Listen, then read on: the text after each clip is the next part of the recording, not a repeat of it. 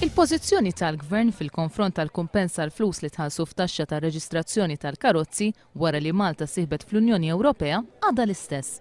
Ir-regoli tal-Unjoni Ewropea jistipulaw li meta karozza tkun importata f'pajjiżna minn pajjiż ieħor tal-Unjoni Ewropea, it-taxxa tar-reġistrazzjoni ma titħallas. Iżda l-Gvern Malti ġabar madwar 50 miljun euro minn din it-taxxa wara sħubija ta' Malta fl-Unjoni Ewropea. Il-Partit Laburista kien fetaħ kawża l-qorti fisem madwar 18,000 persuna sabiex dawn in-nies jieħdu flushom lura. Il-Gvern kien qal li m'hemmx bażi li fuqha dawn il-50 miljun euro għandhom jinghataw lura. L-erba' wara nofsinhar is-segretarju parlamentari Said ikkonferma li l-Gvern għad għandu l-istess pożizzjoni. Il-pożizzjoni tal-Gvern u din hija xi ħaġa miktuba fil-pożizzjoni tal-Gvern ġiet sottomessa fl-eċċezzjonijiet li ngħataw għall-kawża.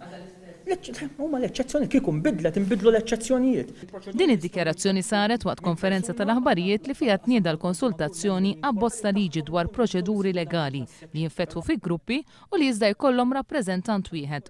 Permezz ta' dan l-abbozz konsumaturi li qed ifittxu l-istess rimedju jistgħu jiftħu kawża waħda u bekk jitħaffef ukoll ix-xogħol fuq il-qrati Maltin. Għall-ewwel darba permezz ta' din il-liġi, l-għadiet tal-konsumaturi ser ikunu jistgħu jirrappreżentaw lill-membri tagħhom fil-qorti.